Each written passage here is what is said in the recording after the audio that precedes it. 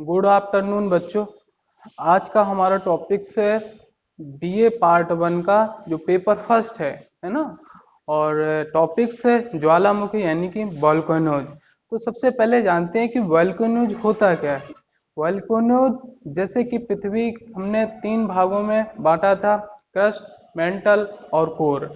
जो मेंटल भाग है ये किससे है, तरल भाग रूप में है। वो किससे है, मैग्मा में। जो यही मैग्मा पृथ्वी के बाहर आता है उसे हम बोलते हैं ज्वालामुखी। जैसे कि ये हमारा पृथ्वी है, ऊपरी भाग जो है ये 30 किलोमीटर की औसत पे क्या होता है, ये क्रस्ट है। और ये जो हमारी 2900 तक जाता है, और ये जाता है हमारा 50 किलोमीटर तक एवरेज, ये गहराई के आम। ठीक है, ये 6371 किलोमीटर क्या है, हमारी पृथ्वी की रेडियस है। जो ये भाग है ये किससे है, तरल पदार्थों से है।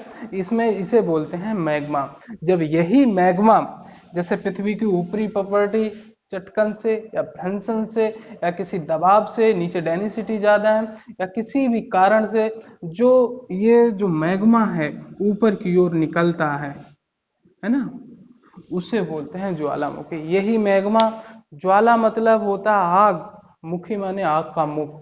तो यानी कि जो ये मैग्मा काफी टेम्परेचर से होता है और काफी आग की तरह धधक रहा होता है, तो यही मैग्मा जब बाहर की ओर निकलता है तो इसे बोल देते हैं ज्वालामुखी। तो सबसे पहले आते हैं ज्वालामुखी के प्रकार। ज्वालामुखी के प्रकार यानी कि दो प्रकार से पाया जाता है ज्वालामुखी। एक होता है क्रियाशीलता के अनुसार, दूसरा होता है उद्गार के अनुसार। पहला कौन सा है,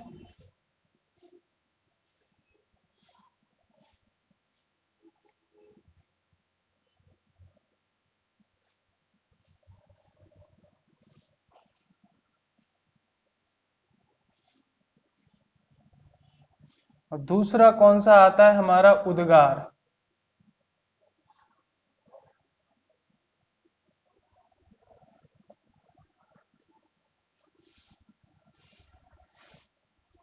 अब पहले आता है क्रियाशीलता और उद्गार के अनुसार, यानी कि ज्वालामुखी की जो क्रियाएं हैं, यानी कि किस प्रकार से कार्य कर रहा है, तो उसके बारे में जानता है। उद्गार कैसा होता है, वो किस तरीके से उसकी उत्पत्ति होगी। क्रियाशीलता में जो वो एक्टिव है, नॉन एक्टिव है, उनकी कार्य करने की, वो किस तरह से कार्य कर रहे हैं इस समय, जो भारत में पूरे विश्व में जो वोल्केनोज हैं वो किस तरह से कार्य कर रहे हैं, उनके बारे में जानते हैं। तो सबसे पहले आएगा क्रियाशीलता के अनुसार।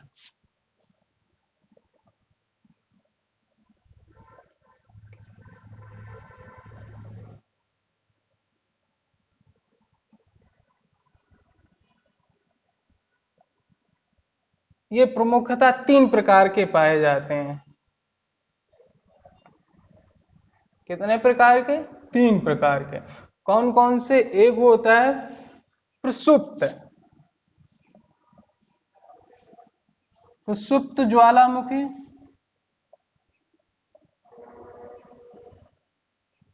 दूसरा आता है शांत ज्वालामुखी, शांत या मृत।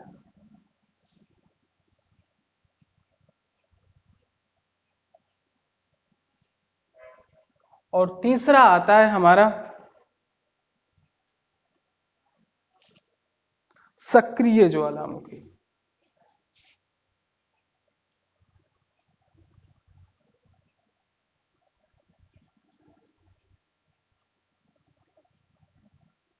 यानी कि क्रियाशीलता के अनुसार अगर हम देखते हैं, ज्वालामुखी तीन प्रकार से पाए जाते हैं। पहला आता है प्रसुप्त ज्वालामुखी। प्रसुप्त ज्वालामुखी वो ज्वालामुखी होते हैं जो कभी भी उद्गार हो सकता है, भविष्य में वो चालू थे, है ना, भविष्य में हो सकते हैं, यानी कि भूत में पहले थे, वो ज्वालामुखी उद्गार था, लेकिन अभी इस समय उनमें कोई लावा नहीं निकला है, वो शांत पड़े हुए, और उनमें भविष्य में कभी भी उनकी उत्पत्ति हो सकती है, यानी कभी भी चालू हो सकते हैं। उन्हें बोलते हैं प्रसुप्त ज्वालामुखी।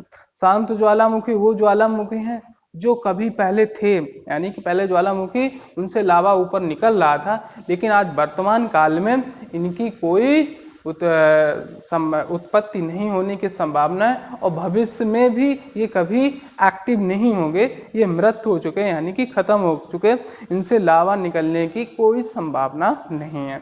फिर आता है सक्रिय ज्वालामुखी। तो सक्रिय ज्वालामुखी में जो आज के वर्तमान काल में जिसमें लावा पृथ्वी से बाहर की ओर निकल रहा है, उन्हें वो बोलते हैं सक्रिय यानी कि एक्टिव ज्वालामुखी। तो इस प्रकार से हम अब देखते हैं कौन एक्टिव कहाँ पे विश्व में, इनका वितरण के बारे में जानते हैं।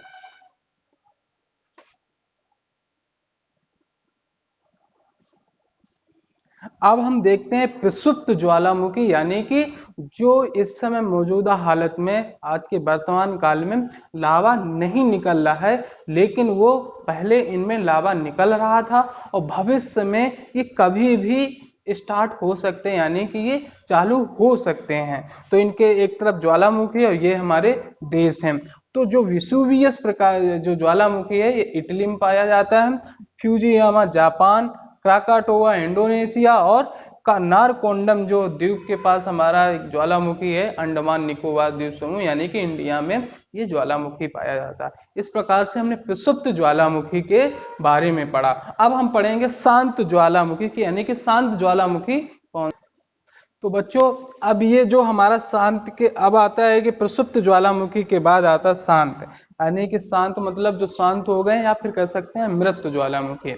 तो शांत ज्वालामुखी वो ज्वालामुखी होते हैं जो पहले भूतकाल में जो पहले चालू थे, अब इस समय वो चालू नहीं है, वहां से उद्गार नहीं है, और भविष्य में इनकी कोई संभावना नहीं है कि इनमें उद्गार हो, यानी कि ये स्टार्ट हो सके। तो ये कौन कौन से ज्वालामुखी हैं जो पहले चालू थे अब नहीं है? कोह सुल्तान एवं देवबंद, ये कहाँ ज्वालामुखी पाया जाता है? ईरान में। और दूसरा आता है माउंट पोपा, ये जो है ज्वालामुखी, ये हमारा म्यांमार में, किलिमंजारो तंजानिया, और चिम्बाराजो इक्वाडोर। और इस प्रकार से हम देख सकते हैं ये प्रमुख और एंकारोगुआ, एंकारोगुआ कहाँ है? एंडीज पर्वत पे जो ज्वालामुखी पाया जाता है। कौन सा है? शांत ज्वालामुखी। ये इस प्रकार से हमने प्रसुप्त और शांत ज्वालामुखी के बारे में पढ़ा। अब हमारा अगला आएगा जो इस समय मौजूदा हालत में। अब हम देखते हैं जो ज्वालामुखी जो सक्रिय ज्वालामुखी है, यानी कि वो ज्वालामुखी जो आज के वर्तमान काल में जो लावा पृथ्वी के अंदर से बाहर की ओर निकल रहा है, यानी कि मैग्मा जो होता है वो पृथ्वी पे इस समय मौजूदा हालत में निकल रहा है। कहाँ से कहाँ कहाँ ज्वालामुखी जो सक्रिय है यानी कि चालू हालत में इस समय, वो हम जानते हैं। जो प्रमुख ज्वालामुखी हैं उनके बारे में हम जानेंगे। तो सबसे पहले आता सक्रिय ज्वालामुखी यानी कि एक्टिव ज्वालामुखी। कौन से? एक तरफ ज्वालामुखी और देश। पहले आता है किलायु। किलायु कहाँ है? हवाई द्वीप। ये यूएसए के अंडर में प्रशांत महासागर में एक द्वीप है, हवाई द्वीप, वहां पे। दूसरा आता है माउंट एना यानी कि सिसिली द्वीप। सिसिली द्वीप ये भी इटली के पास आता है, ये इटली के ही क्षेत्र में, इसे अगर ये देश पूछा जाएगा तो हमारा इटली होगा, ये सिसिली द्वीप है।